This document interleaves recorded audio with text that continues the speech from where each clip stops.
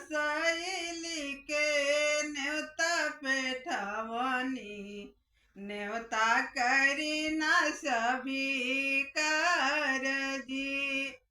पान कसैली के न्योता पेठवनी न्योता करी ना सभी कारजी।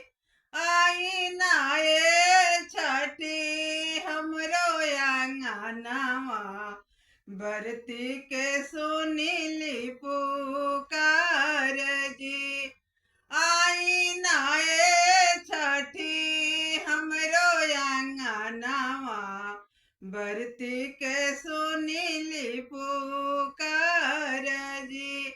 पान कसैली के न्योता पेठवनी न्योता करी